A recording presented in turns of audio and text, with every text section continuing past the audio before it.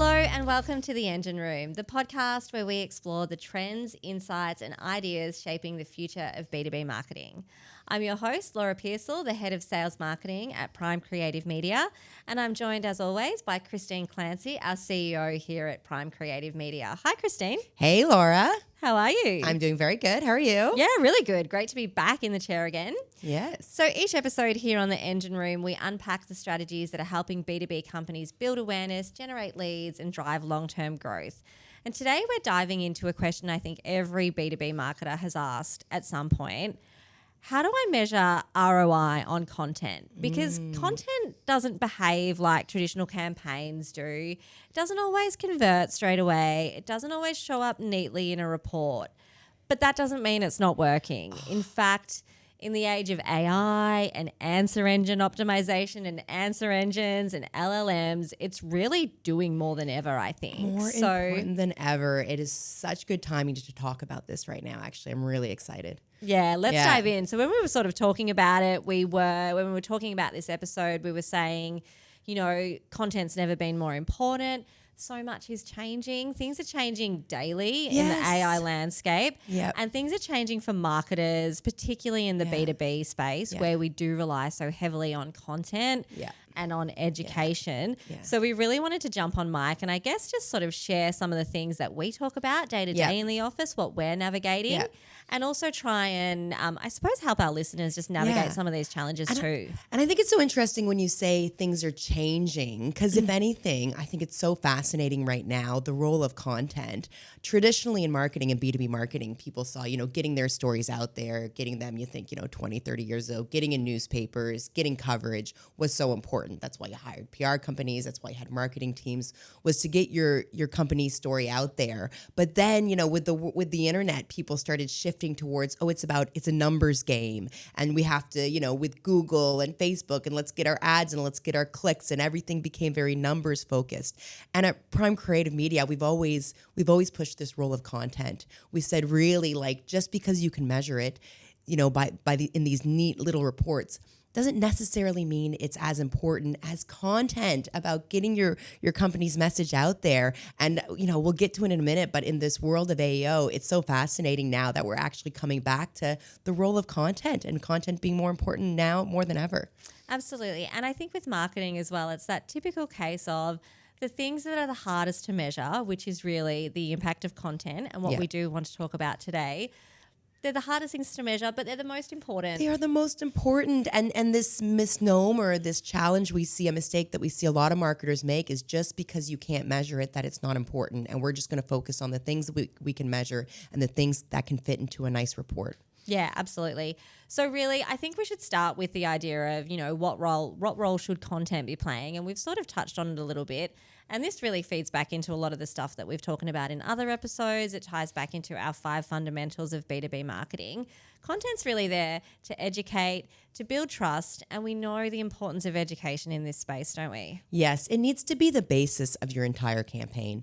If you do nothing else as a marketer, get content out there about your company. Tell the story of your products.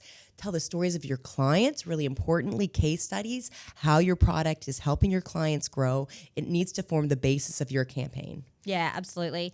And there's some really good ways that content actually supports the buying journey behind the scenes as well. We know that the buying cycle is really, really long in B2B. We know that there's a huge amount of research that's done before I guess a measurable action actually happens, before, that final click. Although really in B2B, we don't have that final click to purchase as well. No, that's consumer marketing. And it is important to know that is the difference with B2B is that people are not buying $200,000-$300,000 machines because they see an ad on the internet. Exactly. And it is really hard to attribute what is the piece of marketing activity that's actually led to that sort of final purchase decision. The reality is there's many marketing activities that have led to that final purchase decision. Content plays a huge role because education is so key in B2B. And I think one of the things that we keep coming back to here is the idea that content is really the fuel that allows every other metric to happen. Because the other thing we want to be aware of, it's all well and good for us to sort of say, content is the foundation, the metrics aren't as important. But we know that there's marketing managers listening or watching this that at the end of the day have to justify their spend either to managers, to board, etc. They need to find a way to justify. Sort of easily trackable numbers are often the thing that we come back to. Yeah. But in B2B, we've got to think a little bit differently. Yeah, absolutely. Yeah. All right. So how should marketers really reframe the purpose of content in their overall strategy? It's the fuel that drives the entire engine, isn't it? I love the way that you said that as the fuel that drives the engine, because in B2B marketing, again, they're long decisions. And so people are doing a lot of research on these things. They'll be reading trade press. They'll be watching videos to make these decisions. And so ultimately, when you get, those reports, that show your web traffic and that show your leads, people are not clicking on these things. They're not inquiring if they haven't gone through that journey first in terms of the education process. Your main job as a B2B marketer is to set your sales team up for success. People are not going to buy directly off your website in B2B marketing. So your main job, if you have to think about it, how can I set my sales team up for success? Well, I can do that by getting some really great stories out there about our products so that when our sales team is calling up potential clients, they're like, I heard about that product. I read about that product. Yes, please tell me more. Yeah, content's really about those foundational steps that really build your brand, build the trust, they educate, and they do help you move along that buying journey, don't they? Yeah. Yeah. And I think it's so interesting now to talk about, from SEO to AEO. I think this is where that shift, and this is what I mean by it's so exciting now, because we've been trying to educate people, like, please, like, invest in your content. But we're seeing a revolution right now that is making content more important than ever. And I'm so excited to share with you guys what this looks like. Yeah, we are finding it's obviously changing day to day, and we're having sort of strategy conversations day to day about how we're going to approach this. I think you sent me a link to a really good podcast the other day. We'll put the link to that in the show notes as well, just about the role of AEO, so answer engine optimization. We know it's the absolute number one buzzword in marketing at the moment. Yeah. So we obviously wanted to talk to AEO and the role that content plays in terms of AEO as well, because that is really... You're not getting anywhere in answer engine optimization and being surfaced in answers in large language models without content. Yeah, and I think so. Let's break it down for anyone. Again, AEO, it's probably new to a lot of people. So it's answer engine optimization. So, and if you think about it, your own daily use, right? You want to find out, what's the best truck to buy. You're going to put it into Google and you're going to get an answer that's going to be automated for you. So when we talk about the no-click internet, which is, the future of the internet, people are doing these things. They might put it into ChatGPT or Claude or any of the even just their Google query. And then it's coming up and some will click on and they'll click into that website, but many won't. Many will just actually read that answer. Yeah. So the big thing as a marketer, you're like, well, how am I going to show up in that answer? Absolutely. Yeah. And this is where, coming back to content, firstly, it's important to know that these AI algorithms, they will prioritize news sources over company websites because they know that trusted news sources are likely more accurate than just some company saying, hey, we performed the best, in the past year. They're actually going to go to the news sites and they will always prioritize those answers over company websites, which is why working with a trusted trade media source like Prime Creative Media, but there are many others to get your content out there and not just try to rely it on your own websites is more important now more than ever. Yeah, I want to come back to what you spoke about. You touched on the zero-click internet, which is sort of my Roman Empire at the moment. I'm really interested in this and learning more about it. And anything relating to that is really sticking in my mind at the moment. There was a stat in that podcast that I mentioned in terms of Google searches nowadays. A few years ago, 45% of Google searches were ending without a click. Okay. So the user would type their query in, they would get the answer from either the Google overview or they would maybe just see the top answer and that would be enough for them to answer their query. Yeah. Now, in the age of AI, it's absolutely supercharged things to a crazy level. The latest data is that 68% of Google searches are not ending in a click. the AI overview answer that we're all super familiar with. Yeah. It's, I mean, I must admit, as a user, really, really handy. As a marketer, really, really frustrating. Yes. Because the click that you were previously getting, you're not getting anymore. Yeah. Google's giving the answer. It is pulling the answer from trusted sources. If it is a business-related question that a user is asking, you need to make sure that you are being surfaced in that response. Yeah, and I can. What a challenge it is for marketers right now, because all the 100%. money you would have spent on your website, you're going to probably, I imagine most people are pumping more and more money into SEO, trying to get people to their website. If you've got that numbers driven mindset, and this is why we go back to this danger of only being numbers driven. If this is what you're trying to do, just trying to, all your marketing has only been about driving traffic to your website, this is a real challenge for you. And I think you got to really rethink this, because again, people are not even going to do the research on your website. They're going to get it from trusted news sources, and they're just going to get it from these answers. 100%. I think the alert that I want to put out to people today is, if you're a B2B marketer that relies on generating a lot of traffic from Google, from Google search, even Google ads, it's probably time to have a really big rethink on this, because really in this day and age, particularly this zero-click age, or this age of people using LLMs to get answers to their questions, if you want to communicate with target buyers, you need to find a different way to do it. You need to either build your own audience and have a way to connect with them, or borrow an audience from a trusted provider, like a trusted media partner. Oh, perhaps. yes, which we just happen to be. Coincidence. What a surprise. What a surprise, yeah. Excuse me. You need to utilize that kind of information. Yeah. And I'd love to just bring up, we've got this great example here, I think, which shows exactly how this would work. So we have here on Super Review, and you can check this article yourself. So we had a really great journalist, Adrian. He put this together and he got the results. So this is on one of our websites. He got the results from all the different super funds and wrote a story, with a question that many people will be asking: which super funds came out on top in FY26 performance? And so he wrote that story, and he actually put this chart together on the story.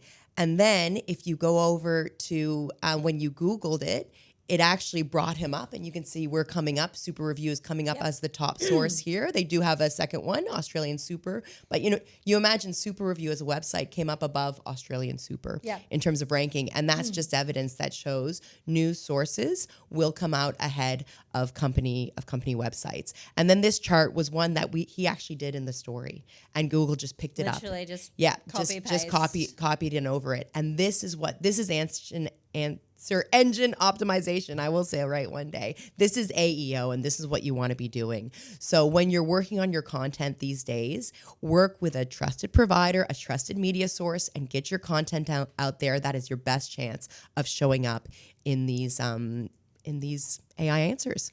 I think a really important thing to call out here as well is the title of the article. Yep. And we need to think about how we're writing our content these days. So you can see the title of the article is literally a question that someone is going to put into a large language model. It's fairly obvious, but that's what we need to be looking at doing from a content perspective. Yeah. And if you're working in marketing, that's what you should be thinking about.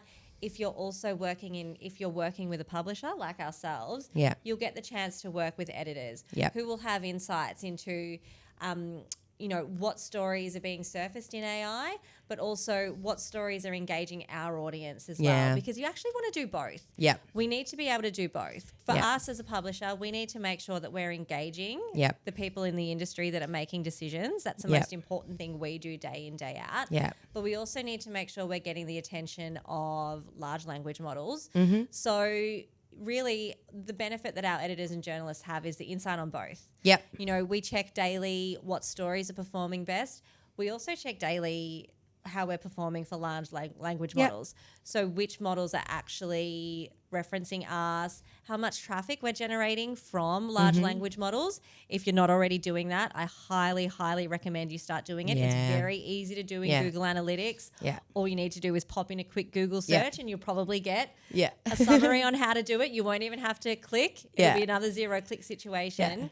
But in this day and age, we really need to be understanding how much of our content is being used and referenced by these large language models, because that's what people are using for research. Yeah. And I will say, so that it's not like, oh my gosh, like, do I even need a website anymore?